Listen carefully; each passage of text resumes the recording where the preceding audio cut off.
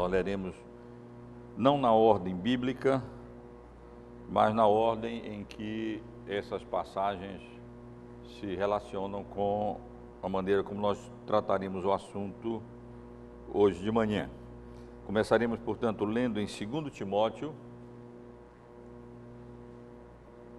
segunda carta do apóstolo Paulo a Timóteo, capítulo 3, versos 16 e 17.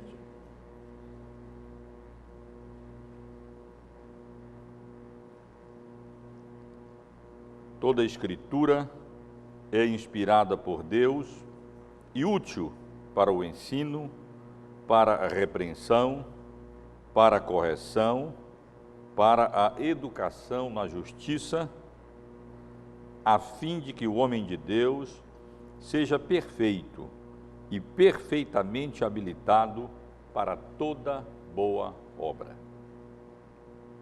Em Filipenses, capítulo 2, Filipenses,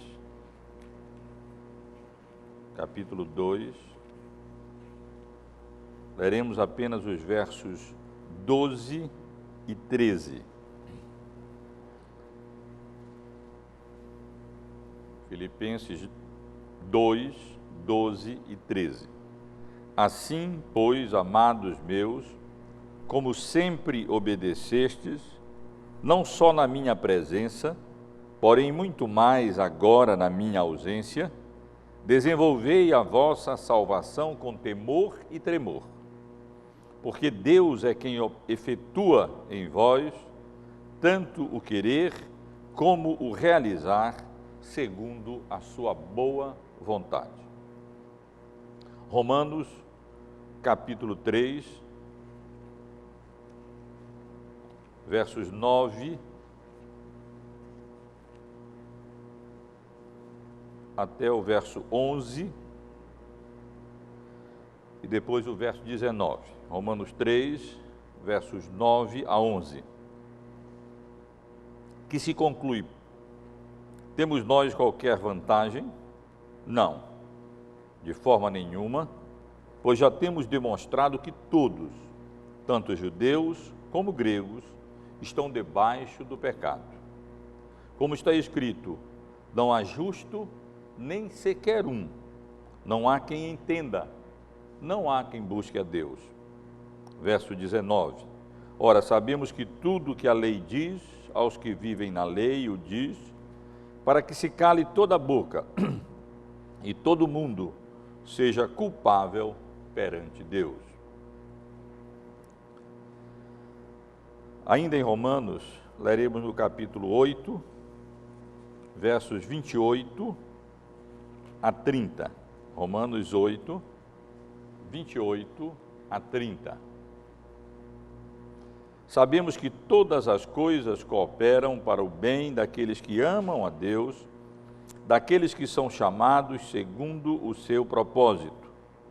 Porque os que de antemão conheceu, também os predestinou para serem conformes à imagem do seu Filho, a fim de que ele seja o primogênito entre muitos irmãos. E aos que predestinou, a esses também chamou, e aos que chamou, a esses também justificou, e aos que justificou, a esses também glorificou.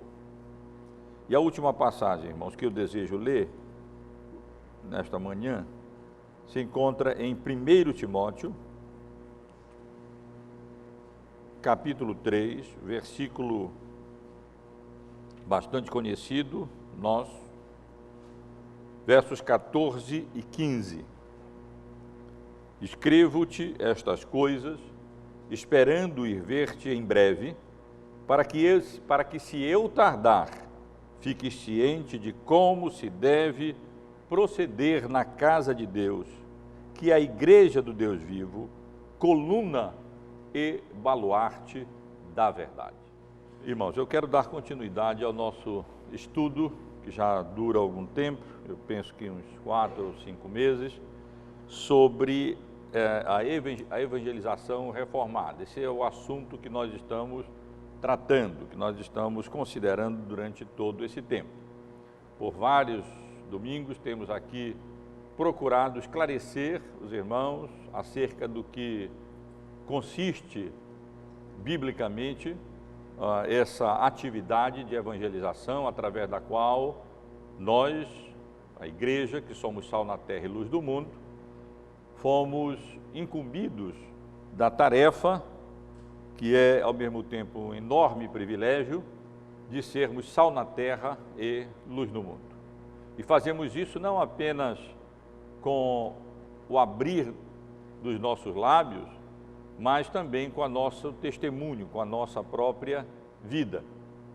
E durante todos esses domingos nós temos considerado vários aspectos relacionados ao evangelismo, como tenho ressaltado, com um propósito bastante prático de nos encorajar a todos, no sentido de desempenharmos de maneira mais fiel e eficaz a tarefa que Deus nos concedeu, de sermos sal na terra e luz no mundo, aonde a graça dele, a soberana vocação dele, nos tem colocado nas várias atividades e relações e tarefas que nós exercemos ou somos colocados aqui nesta vida.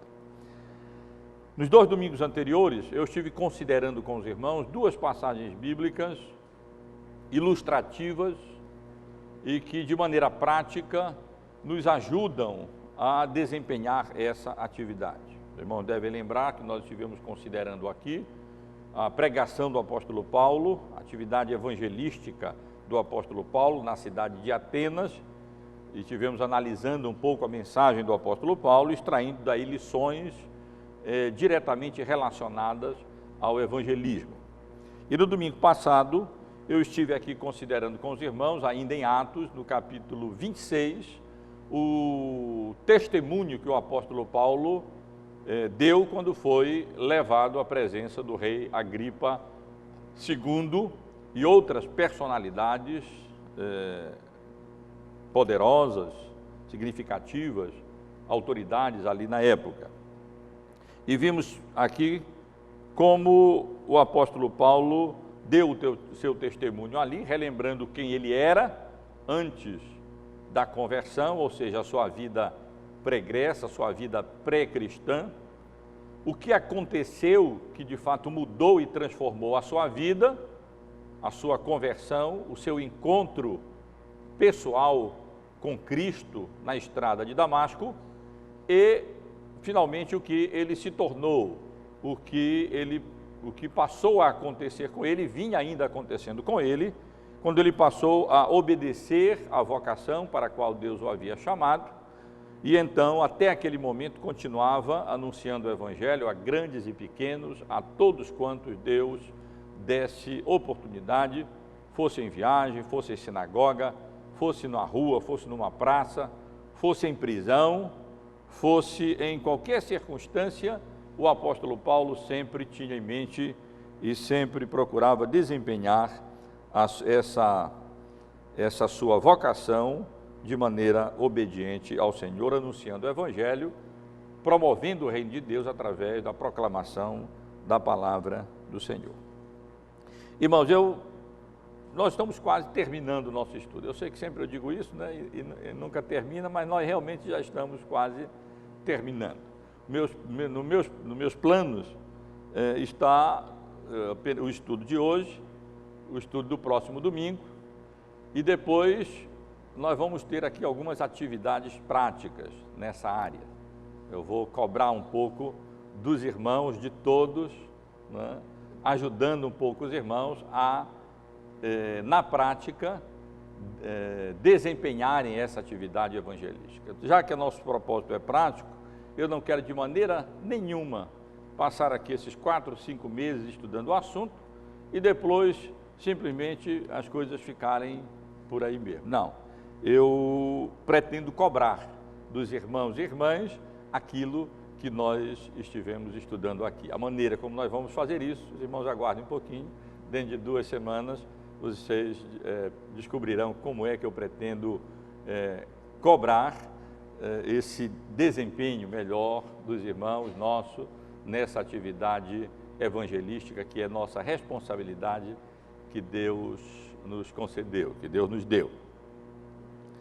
Mas ninguém precisa ficar com receio, ninguém vai ser constrangido a nada. Os irmãos sabem que eu não costumo fazer esse tipo de coisa. Mas eu hoje, irmãos, quero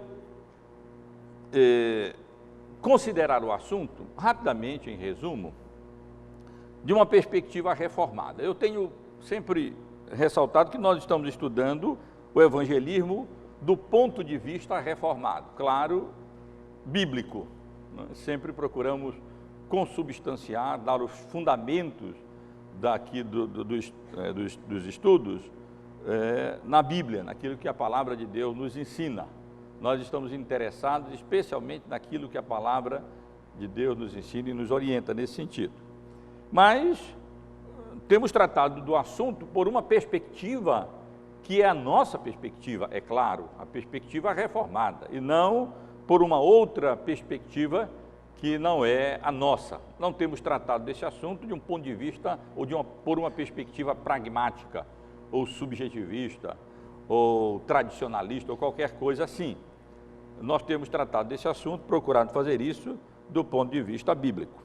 E à medida que eu fui tratando cada aspecto do nosso assunto, evidentemente, na maneira como o assunto foi tratado, as nossas posições teológicas reformadas estavam ali se expressando de maneira natural. Na realidade, tudo que nós fazemos, a nossa teologia influi aquilo que a nossa prática, a nossa atitude. Tolice pensar que seja possível, por exemplo, realizar evangelismo ou pensar em evangelização de modo que a nossa teologia não venha, de modo que essa nossa prática, o nosso pensamento acerca desse assunto não seja influenciado pela nossa teologia, pela maneira como nós entendemos que Deus se revela e revela a sua vontade na sua palavra. Isso não acontece. De uma maneira ou de outra, as nossas atividades, sejam quais forem, elas refletirão o nosso pensamento, elas refletirão a nossa visão de mundo, a nossa mentalidade, ela refletirá a nossa teologia. Mas hoje, irmãos, eu quero resumir um pouco e especificamente lembrar um pouco os irmãos de alguns aspectos da nossa fé reformada e procurar apontar alguma relação ou lembrar alguma relação no que diz respeito à evangelização ou ao evangelismo. E quero, portanto, sugerir, tratando desse assunto, especificamente do evangelismo reformado, que o evangelismo reformado tem como uma das suas características fundamentar-se nas Escrituras. Essa talvez seja a principal característica tanto da teologia reformada, como de toda e qualquer prática reformada, inclusive a evangelização. Ela deve se fundamentar ou se alicerçar nas Escrituras. Quando acontece de alguém me perguntar, ou eu ter que abordar a questão da teologia reformada, e alguém me pergunta quais são os aspectos essenciais, ou o que é que caracteriza, o que é que marca a nossa teologia reformada, eu não começo com a soberania de Deus, com predestinação, com eleição ou com qualquer coisa dessa natureza. Eu começo como a nossa confissão de fé começa, com as Escrituras. E essa é a marca, o alicerce, não só da nossa teologia, mas é o alicerce também da nossa evangelização. Ela precisa estar fundamentada naquilo que a palavra de Deus nos ensina, ela precisa estar fundamentada nas Escrituras. Por isso eu li com os irmãos, em 2 Timóteo, no capítulo 3, dos versículos 16 e 17, onde lemos que toda Escritura é inspirada por Deus e útil para o ensino, para a repreensão, para a correção, para a educação na justiça, a fim de que o homem de Deus seja perfeito e perfeitamente habilitado para toda boa obra. E nessa passagem o apóstolo Paulo está exatamente escrevendo a Timóteo e dizendo que para que ele cresça na fé, que ele seja um homem maduro, ele deve permanecer, mesmo num contexto adverso, em que os homens perversos e impostores vão de mal a pior, enganando e sendo enganado, ele deve permanecer nas Escrituras, nas quais ele havia sido ensinado, tanto pela sua mãe como pela sua avó. Porque as Escrituras não são produto da imaginação humana ou da ideia humana, mas elas foram inspiradas por Deus e são úteis, têm utilidade prática para o ensino, repreensão, correção, educação na justiça, e são capazes de deixar o homem de Deus perfeito e perfeitamente habilitado ou capacitado para toda boa obra, inclusive a boa obra da evangelização. Então, por isso mesmo, durante toda essa exposição, nós nunca começamos a tratar o assunto sem fazer referência e, durante a exposição, mencionar e abordar várias passagens bíblicas que lançam luz, elucidam, esclarecem e dão o fundamento para aquilo que nós sustentamos como sendo o evangelismo bíblico, que não se define através de uma metodologia específica ou outra, ou algumas metodologias, ou através dos seus resultados, mas se define através do seu conteúdo bíblico e através do seu propósito, que é conduzir perdidos ao conhecimento salvífico de Cristo, para que sejam convencidos do pecado, resgatados do domínio de Satanás e do pecado, e passem então a viver para a honra e para a glória do Senhor. E há várias doutrinas relacionadas às Escrituras que são importantes no que diz respeito à nossa evangelização. A Bíblia ensina doutrinas como a doutrina da revelação acerca de si própria, doutrina da autoridade, da suficiência das Escrituras. Todas essas são doutrinas que sustentam o tipo de evangelização que nós praticamos. Elas nos fornecem não apenas o conteúdo da nossa evangelização, bíblico, tem que ser bíblico, mas também o próprio método, a própria maneira de nós evangelizarmos são orientados pela palavra de Deus e pela Escritura. E, portanto, nós dizemos não ao subjetivismo, não é porque eu gosto, porque eu acho, porque eu prefiro, dizemos não ao relativismo, à ausência de verdades específicas que precisam de fato ser comunicadas, não ao pragmatismo, a ideia de que, bom, se funciona, presta, é válido. Nós dizemos não é porque esse tipo de atividade ou de acontecimento ou de procedimento atrai pessoas que nós vamos agir dessa maneira. Não, nós vamos procurar orientar tudo que nós fazemos através das Escrituras e do ensino da palavra do Senhor. Então essa é a principal característica do evangelismo, da evangelização bíblica. Ela se fundamenta nas Escrituras. Não apenas o conteúdo que precisa ser bíblico, mas nós pretendemos e precisamos orientar e instruir todo o nosso procedimento, toda a nossa concepção de evangelismo, a nossa ideia de evangelismo e a nossa maneira de evangelizar através daquilo que a palavra de Deus nos ensina.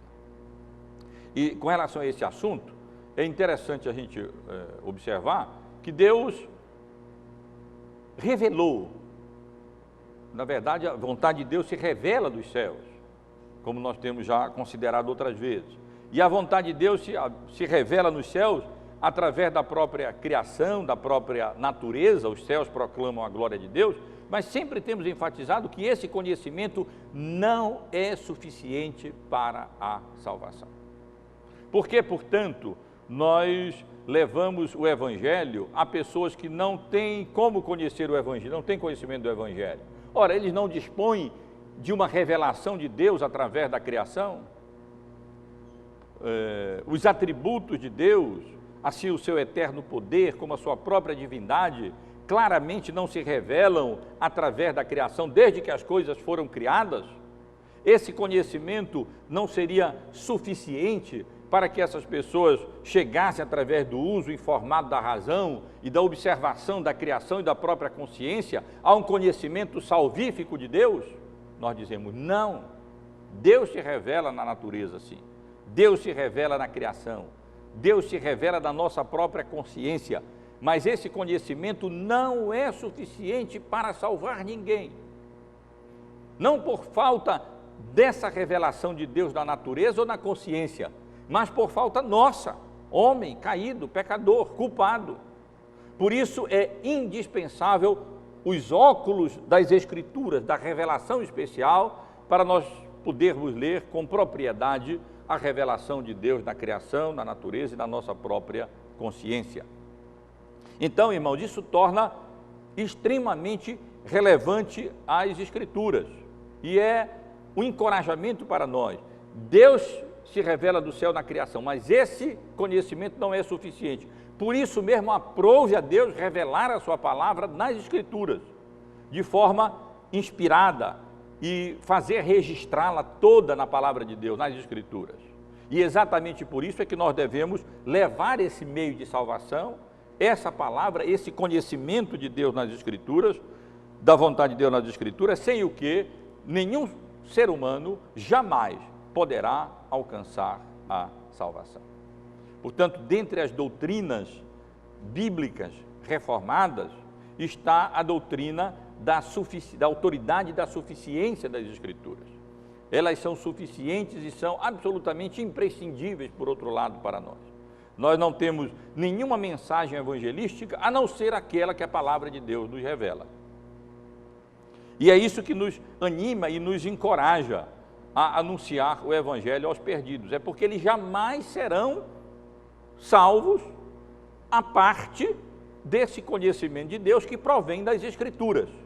Se nós crêssemos que o ser humano pode ser salvo através da revelação natural, então não seria tão relevante e tão importante pregar, ou testemunhar, ou anunciar as verdades que a palavra de Deus nos revela, ou evangelizar, porque ele poderia alcançar de maneira natural um conhecimento salvífico de Deus, mas isso não é verdade.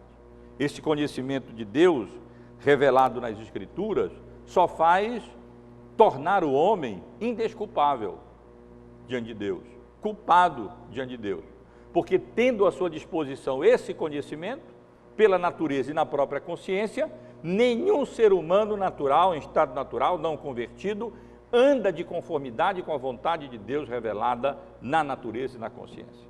Exatamente por isso ele precisa de um outro conhecimento. Ele precisa das verdades de Deus reveladas nas Escrituras. E exatamente por isso nós temos que pregar. Exatamente por isso nós temos que ensinar.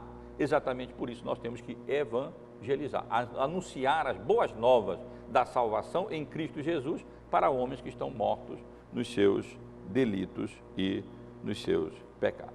Então, irmãos, quando os irmãos talvez pensarem, bom, o que caracteriza a evangelização de uma perspectiva reformada? A primeira característica ela precisa ser bíblica, ela se alicerça nas Escrituras, ela se preocupa em que não apenas o conteúdo, mas a maneira, o modo e a própria necessidade da evangelização se manifesta quando nós compreendemos o ensino bíblico acerca da revelação, acerca da autoridade da Bíblia, acerca da indispensabilidade das Escrituras. Elas são indispensáveis, a revelação especial, na qual Deus revela com precisão e de maneira que o homem pode compreender pela iluminação do Espírito Santo qual é a sua vontade e o que ele precisa saber, conhecer e crer para ser salvo e então viver de modo agradável e de maneira temente ao Senhor. A evangelização reformada se fundamenta, tem o seu alicerce nas Escrituras.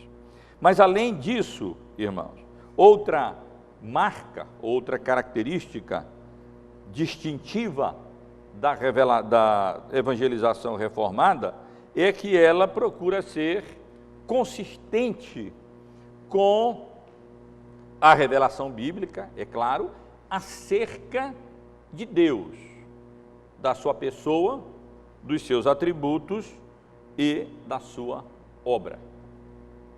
A teologia reformada, ela é construída ao redor dessas verdades básicas, fundamentais e essenciais acerca do Deus triuno, pessoa, obras, atributos, e essa é uma marca distintiva da teologia reformada.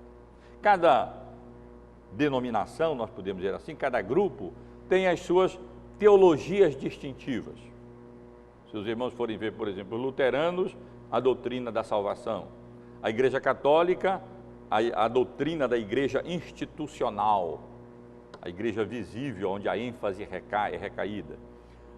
As igrejas pentecostais, dons do Espírito Santo, obra do Espírito e dons do Espírito Santo. Nossos irmãos batistas, a doutrina do batismo.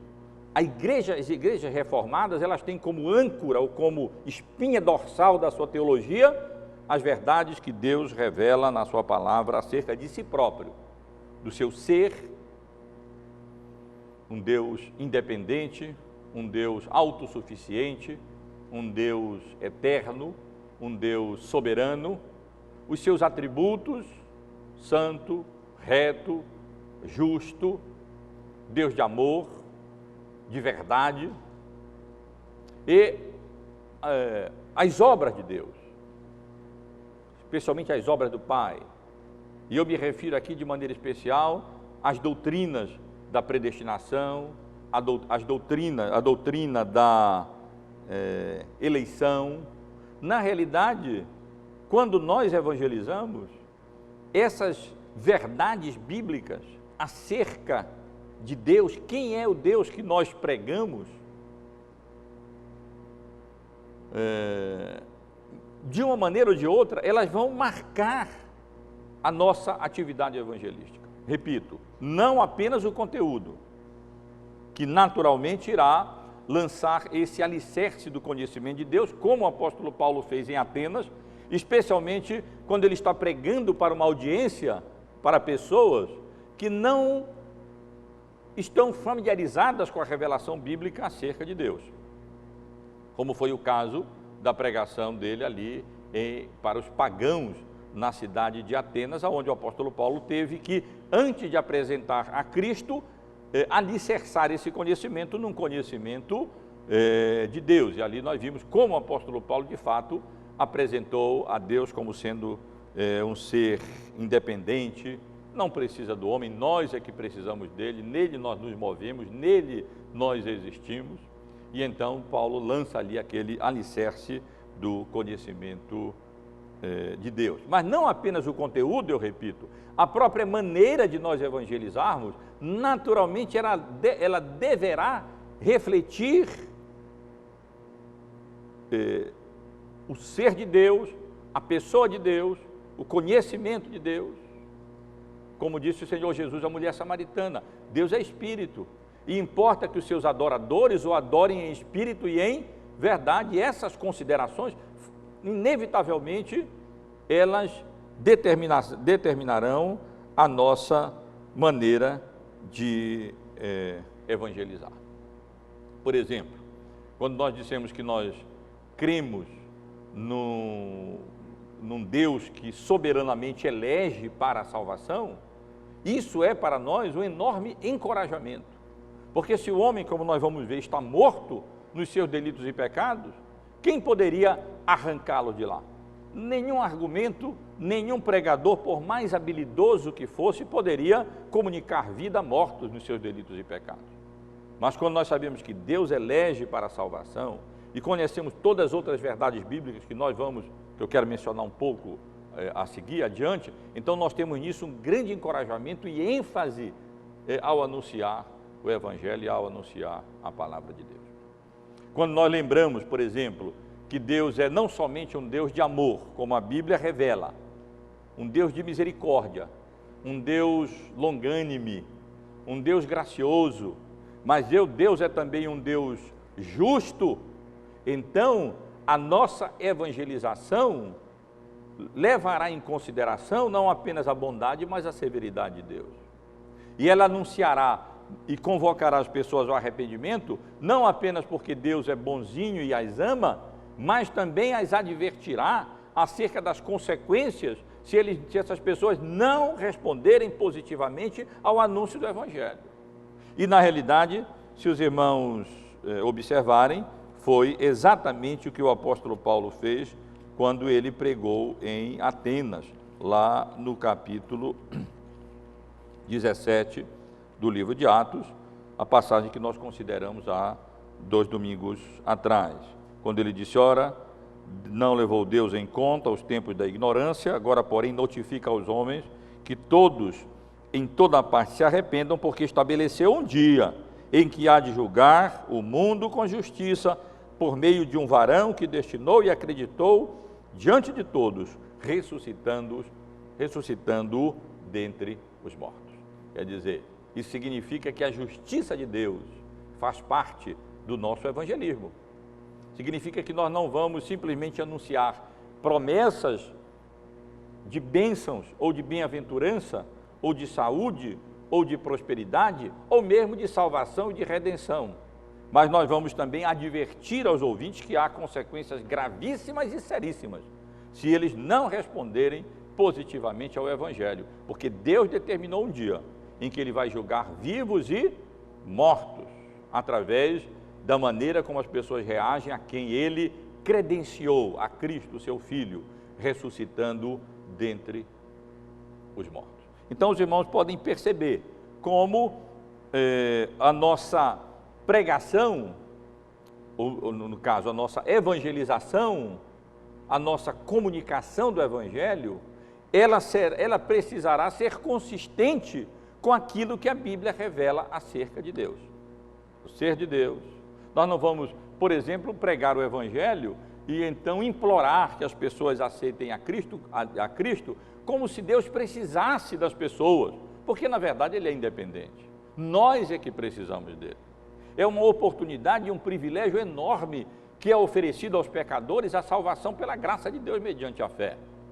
Eles é que precisam ir a Cristo e a Deus e a implorar que Deus tenha misericórdia deles e perdoe os seus pecados, e não Deus transmitir a ideia de que Deus é que implora e que precisa que as pessoas se convertam, porque na realidade isso não corresponde àquilo que a palavra de Deus nos ensina. Então, como segunda característica, a evangelização reformada, ela precisa ser sempre consistente com a revelação bíblica acerca de Deus, seu ser, seus atributos, sua obra.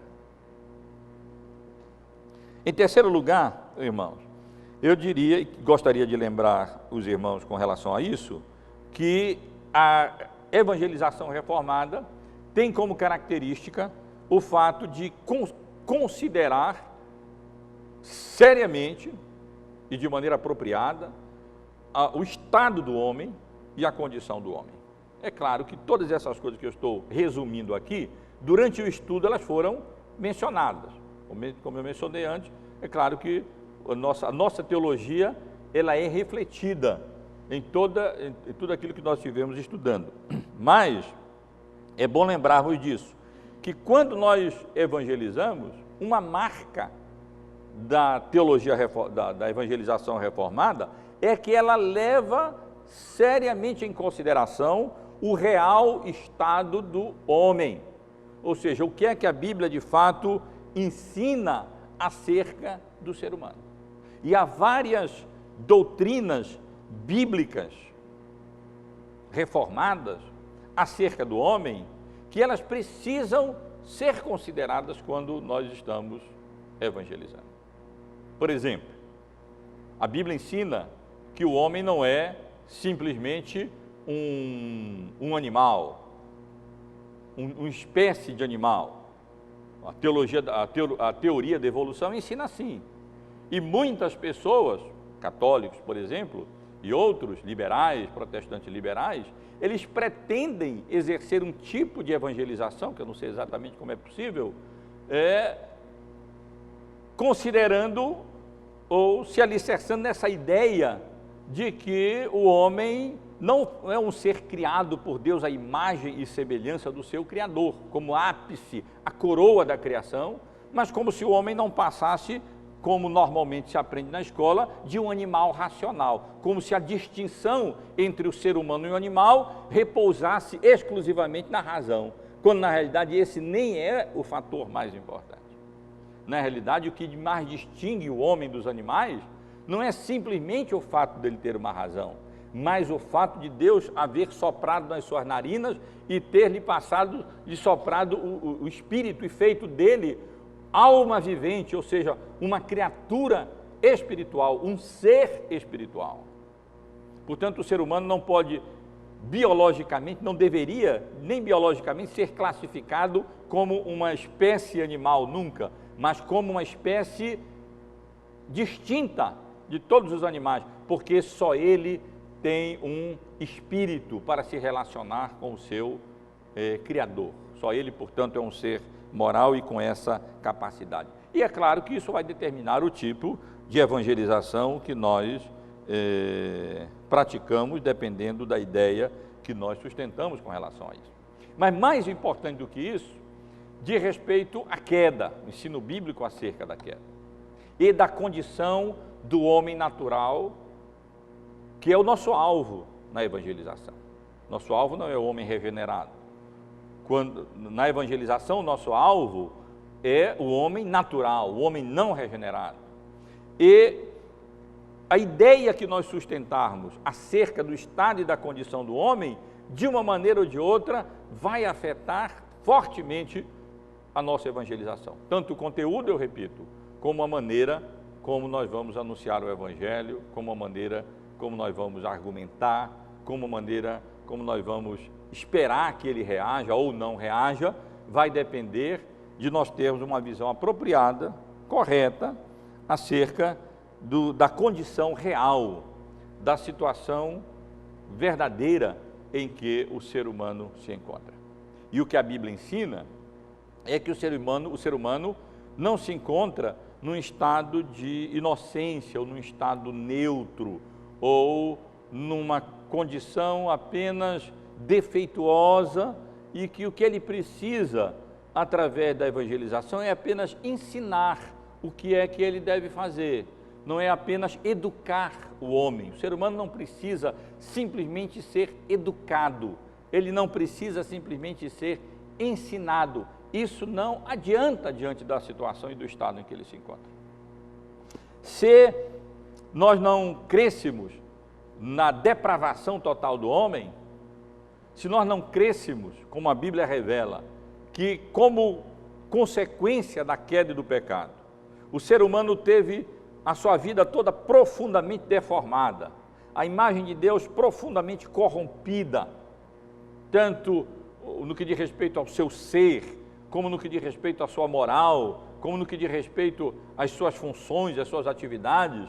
Então, nós poderíamos imaginar assim, que evangelizar seria simplesmente exortar o homem a fazer aquilo que é bom, a se conformar ao padrão bíblico, a se deixar modelar pelo ensino de Jesus no Sermão do Monte, por exemplo. Boa parte da evangelização que acontece no mundo consiste nisso. Consiste em comunicar ou ensinar preceitos que nós podemos dizer legais, embora se encontre no Antigo ou no Novo Testamento. Legais no sentido de que aquilo que o homem precisa fazer, aquilo que ele tem que fazer. Se a nossa ideia fosse a ideia sustentada por muitos católicos e mesmo evangélicos, de que o homem não se encontra, como na realidade a Bíblia ensina que ele se encontra, morto nos seus delitos e pecados. Mas essa é a realidade bíblica. E isso determinará o tipo de evangelização que nós praticamos. Se nós achássemos, repito, que o homem fosse simplesmente defeituoso, então nós iríamos apenas ensinar, olhe, faça isso, faça aquilo, ame o seu próximo, olhe, não beba, não fume, não faça isso, não use droga, e então fale a verdade, não minta. E aí nós iríamos simplesmente tentar doutrinar, ou então tentar ensinar, educar o homem. Mas não é esse, meus irmãos e irmãs, o estado do homem. O estado do homem é de absoluta incapacidade, inabilidade, para mudar o estado de morte espiritual em que ele se encontra. Ele está absolutamente por si próprio incapaz de alterar essa sua situação. Ele se encontra morto nos seus delitos e nos seus pecados, como consequência da queda e da própria ratificação, da confirmação da sua própria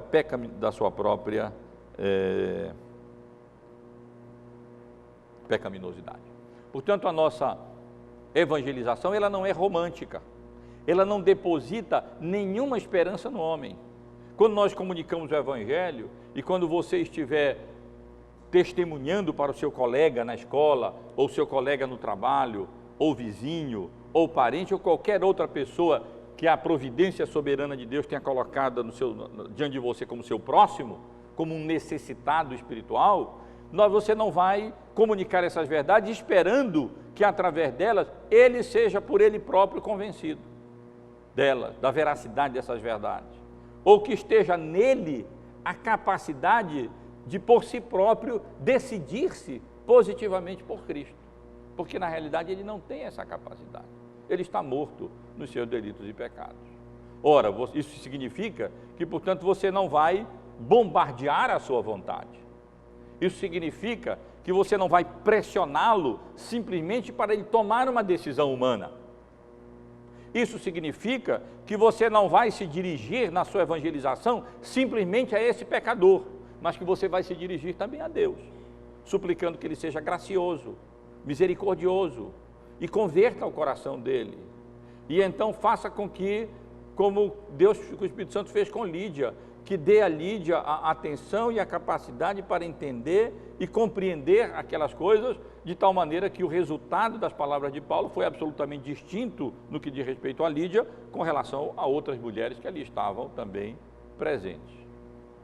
Deus habilitou o coração de Lídia, e é Deus quem habilita o coração das pessoas.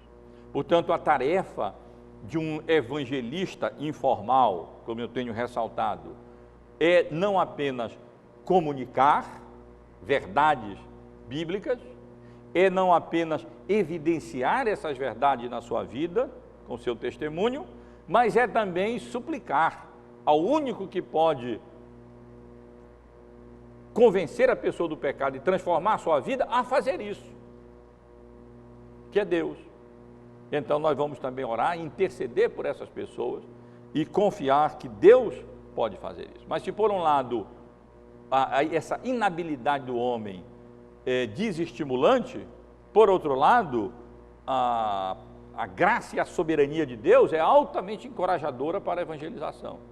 O homem não pode fazer nada, o homem está morto nos seus delitos e pecados, mas nós sabemos que Deus tem os seus eleitos, nós não sabemos quais são, então nós vamos anunciar o Evangelho, vamos pregar o Evangelho, porque não há um outro meio, outra maneira, através do qual esses eleitos de Deus venham a ser convencidos do pecado e da graça de Deus e convertidos, a não ser através do Evangelho. E como Deus os elegeu, o Espírito Santo operará no coração deles, e então ele vivificará esses corações, colocará luz, iluminará a mente, o coração deles, e de tal maneira que então vai resplandecer as verdades do Evangelho, ou como Paulo diz, a glória de Deus na face de Cristo, naqueles corações que estavam em trevas, estavam mortos, na verdade, nos seus delitos e pecados.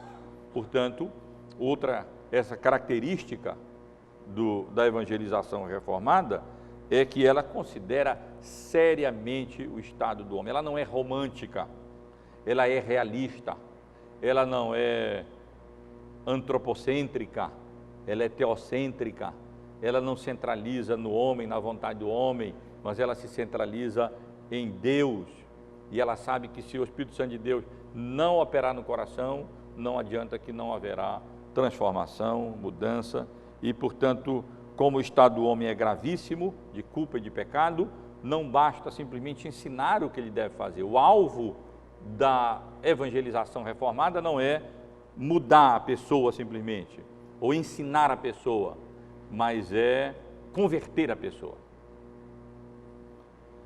Um exemplo, aqui e ali, pessoas, irmãos da igreja, me procuram dizendo: pastor, tem uma pessoa que eu conheço, fulano, que está numa situação difícil, que gostaria de se aconselhar. Não é crente, é um colega, uma pessoa que não é crente, gostaria de se aconselhar, porque está nessa situação assim, assim, assim, assim. Eu digo: olha, eu não tenho conselho a dar para essa situação, para pessoas que não são crentes.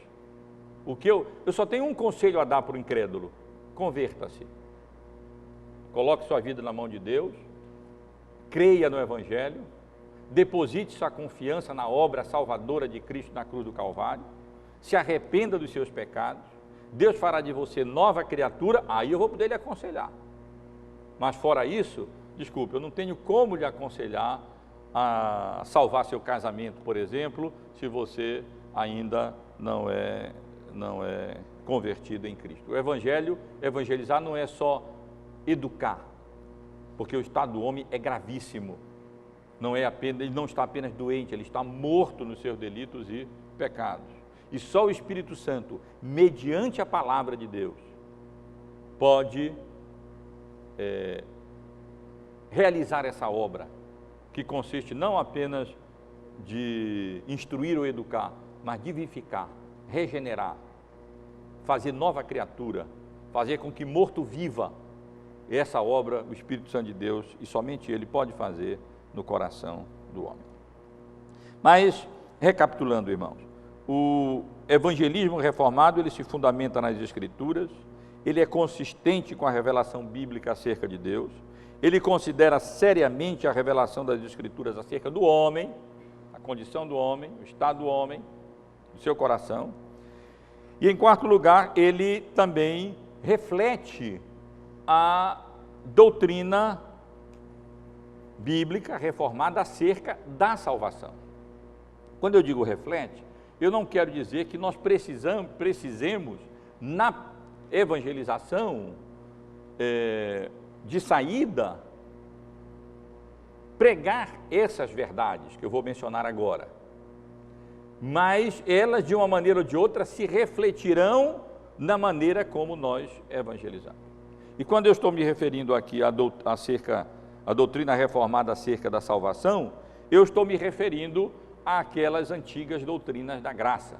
Eu estou me referindo àquilo que tornou-se conhecido na história como os 5 pontos do calvinismo.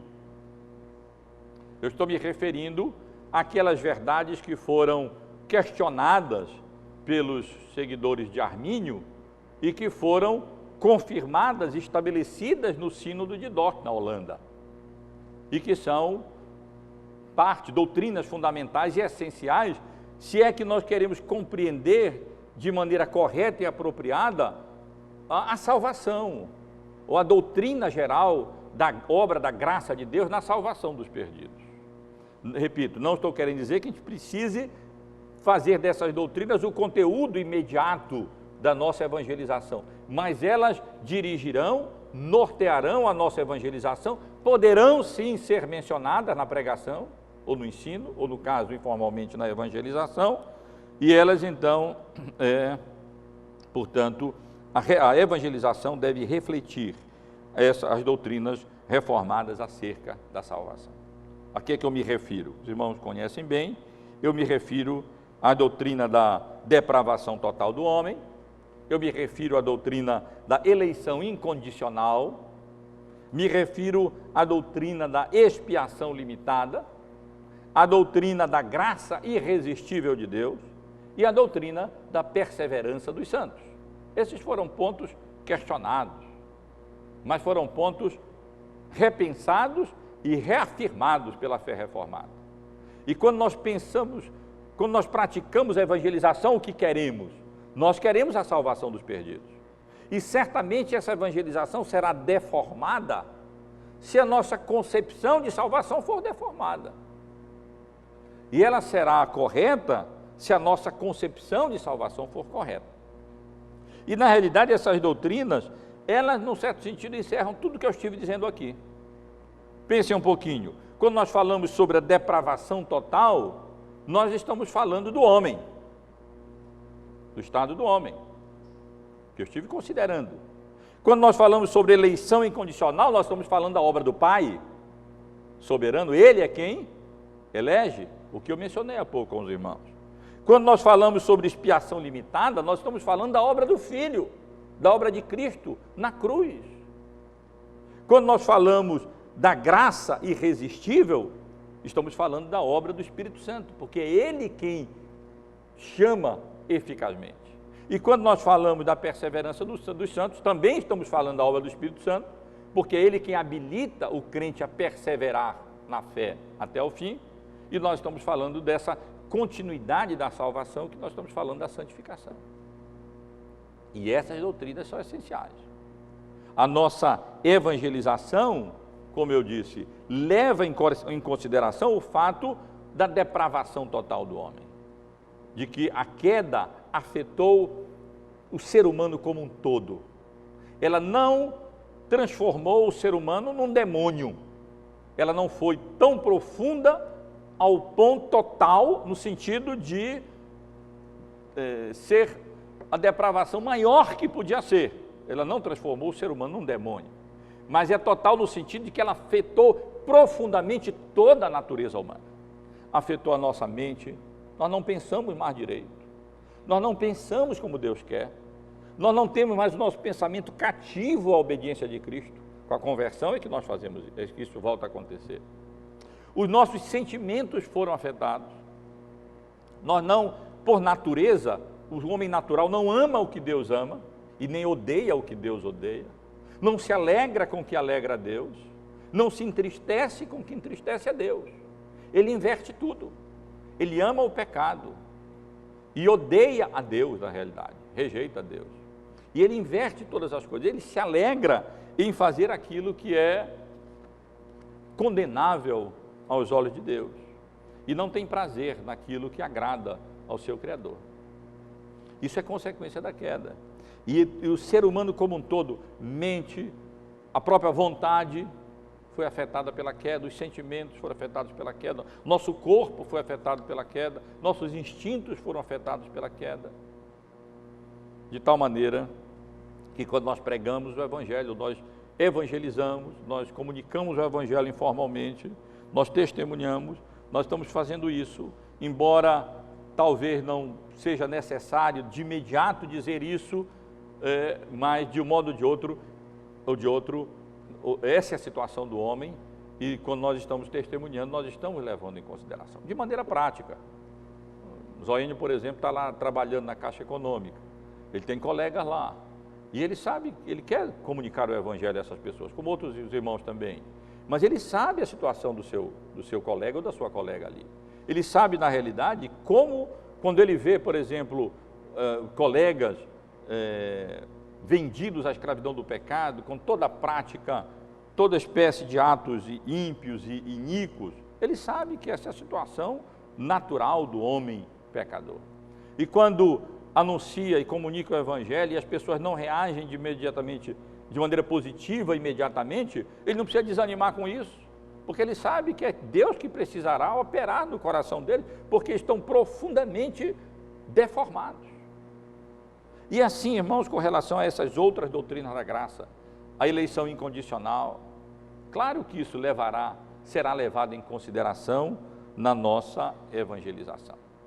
Na realidade, há muitos que dizem até que aqueles que creem na eleição incondicional não podem evangelizar. Eles não têm motivação para evangelizar. O argumento é, ora, se Deus incondicionalmente, isto é, sem levar em consideração qualquer virtude que porventura pudesse haver, e não há, no ser humano, ele elegeu para a salvação e predestinou antes da fundação do mundo, e os eleitos de Deus serão salvos, então por que evangelizar? Por que não cruzar os braços, ao invés de nos empenharmos em anunciar e comunicar o Evangelho? Nós dizemos, não, pelo contrário, esse não é o raciocínio bíblico. A Bíblia coloca as duas coisas lado a lado. Deus é quem opera em vós o querer e o realizar.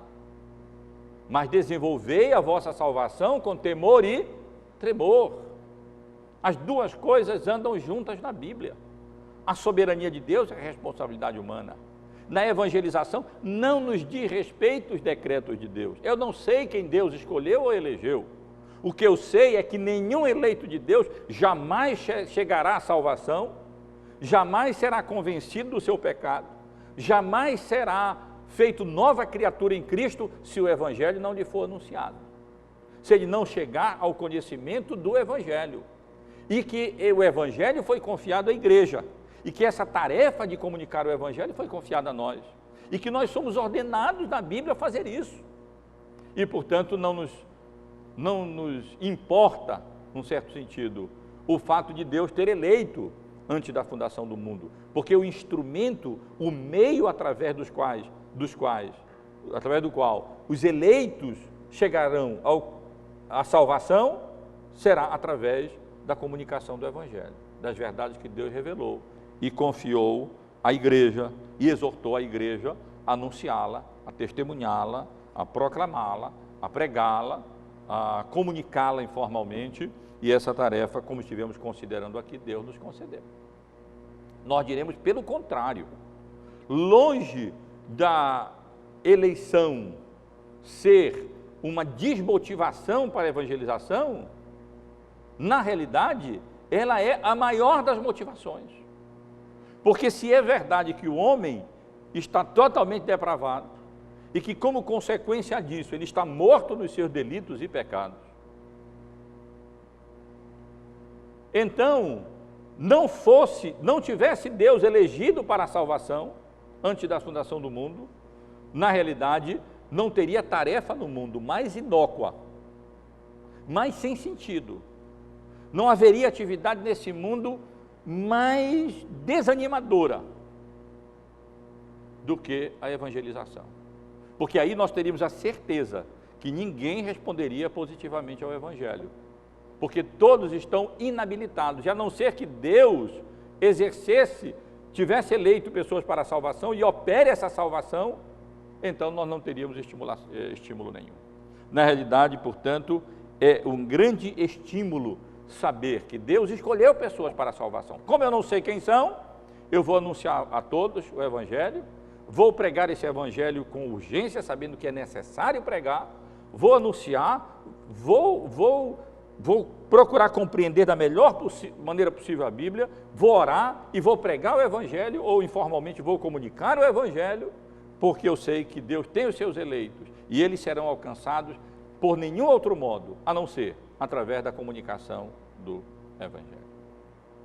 Isso me assegura de que haverá frutos, haverá resultado, porque Deus elegeu, e aqueles a quem Ele chamou, Ele predestinou, Ele justificou, e Ele vai glorificar, e eles serão salvos, mas serão salvos mediante a palavra de Deus, e a soberania de Deus nunca, em momento algum, diminuiu a nossa responsabilidade humana. Esse equilíbrio sempre tem que ser mantido. Mesma coisa no que diz a expiação limitada, eu não posso me deter no que diz respeito a isso, e a expiação limitada, os irmãos sabem, se refere à obra de Cristo. Cristo veio, Ele morreu na cruz, não apenas potencialmente para possibilitar a salvação de alguns que na realidade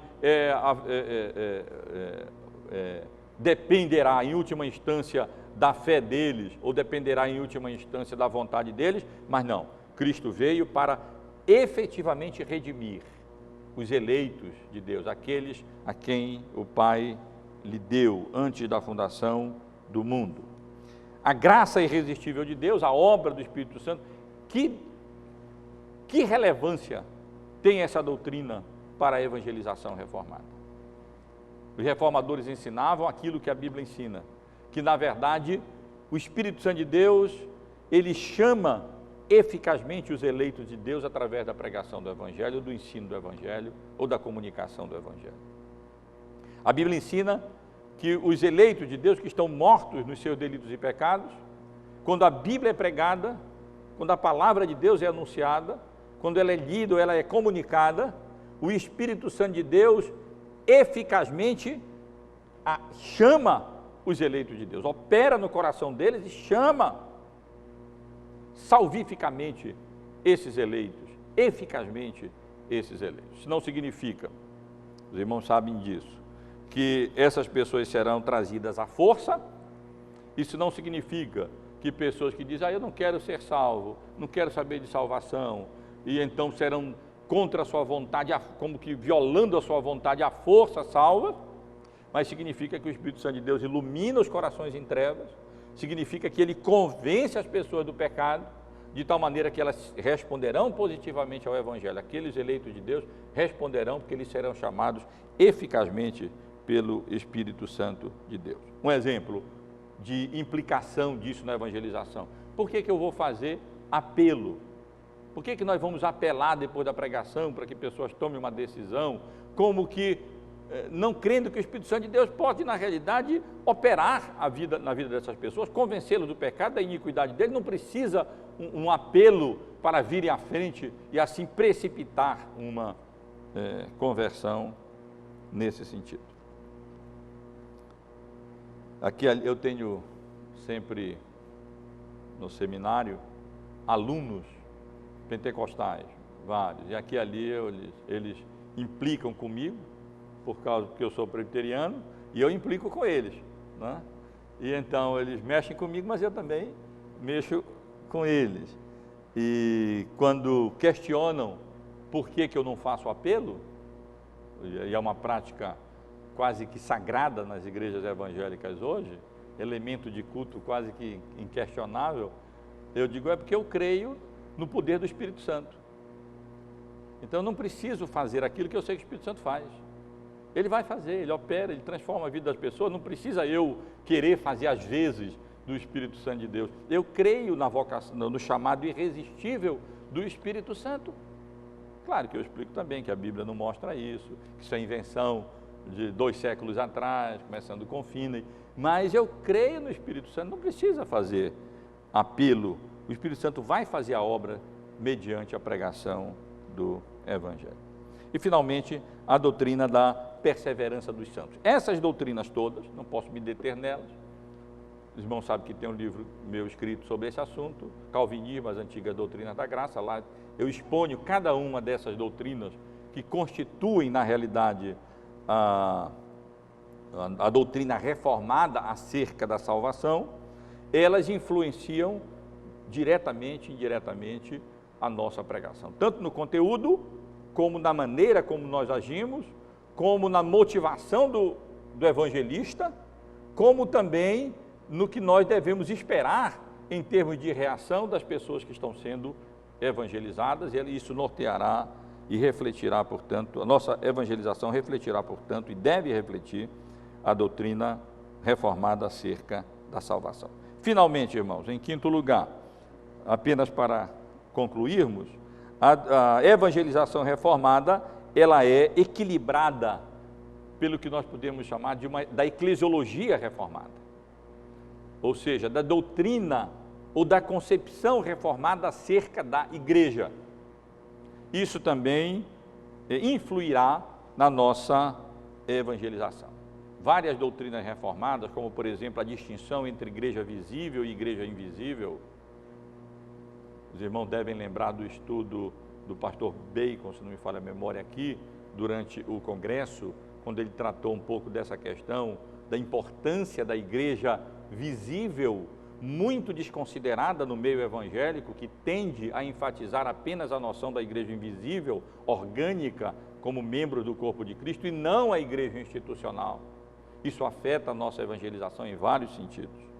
A questão do sacerdócio universal do crente, que considera cada vocação sagrada e não apenas as vocações eclesiásticas.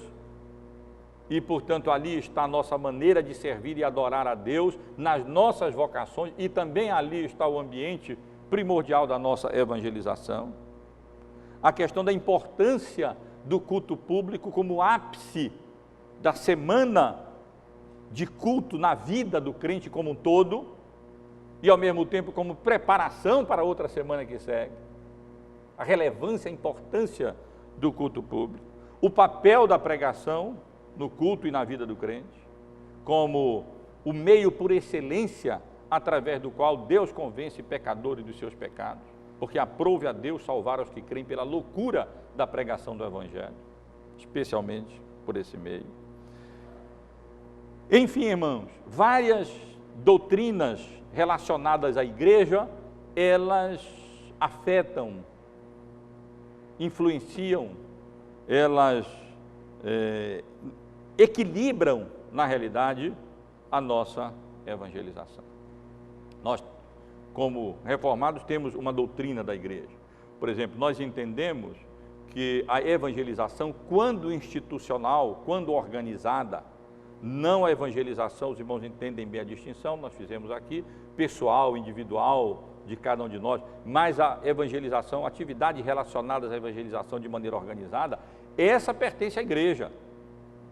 Essa deve ser supervisionada pela igreja, pelos ministros e pelo conselho. Essa não deve ser terceirizada. Acontece muito da evangelização ser terceirizada, agências missionárias, que não têm doutrina, que não têm responsabilidade, que não prestam conta dos seus atos e que então pregam o que bem entendem, da maneira que bem entendem, na realidade criam igrejas sem ser igrejas, muitas vezes não se preocupam sequer em colocar, em que aqueles que exercem essas atividades estejam participando ativamente da vida da igreja e muitas vezes sequer se preocupam também que os resultados dessa evangelização sejam incorporados à vida da igreja. Isso está diretamente ligado à maneira como nós vemos a igreja. A nossa distinção e ênfase entre igreja visível e invisível e a ênfase na igreja visível e institucional na justa medida.